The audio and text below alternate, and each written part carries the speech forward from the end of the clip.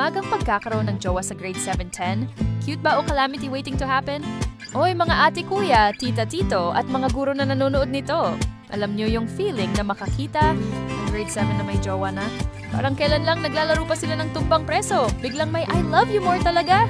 Nasa GC, cute for 5 seconds. Tapos bigla mong maiisip, ano na lang ang mangyayari sa board exam niyan? Char! Pero seriously, normal naman talaga sa teens ang magka-crush. Hormones parang may sariling wifi yan. Biglang connected sa kaklase na may gupit na K-drama. The problem starts kapag from crush, naging official agad, complete with monthsary celebs, profile pic together, at scene na dahilan ng World War III.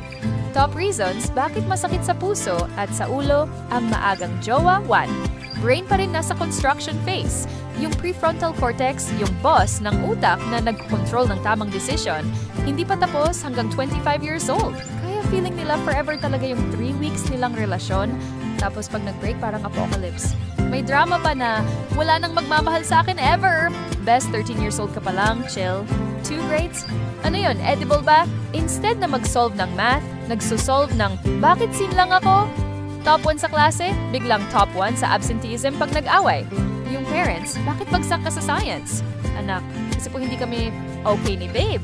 Parents, internal screaming 3. Extra risks na hindi kasama sa curriculum.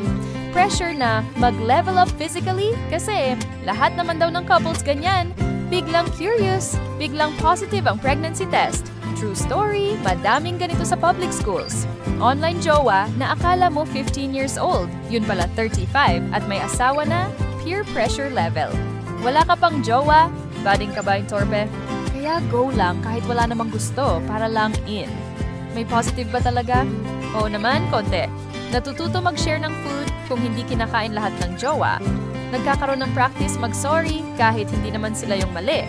Life skill yan best. Pero sa totoo lang, 95% ng teen relationships sa Pinas Montpensier Drama Plus, Heartbreak Plus F sa Quiz B. Payo sa parents at guro para hindi maging kontrabida sa telenovela. Huwag sabihing, bawal magka-jowa forever. Lalong tatago, lalong magaling magtago sa CR. Mag-set ng rules na may sense. Pwede kayong magkaibigan, pero official jowa pag 16 or pag walang bagsak na subject. Kausapin ng walang sermon. Kamusta naman yung feelings mo kapag magkasama kayo? Masaya ba talaga? Turuan mag-handle ng emosyon. Okay lang magselos pero wag magwala sa group chat ha?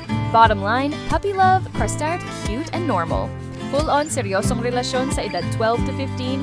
Kadalasan recipe for disaster, tears, at unexpected baby. Mas maganda na ipagpaliban muna yung I love you hanggang kayo ng utak mag-decide ng hindi umiyak sa banyo tuwing scene lang.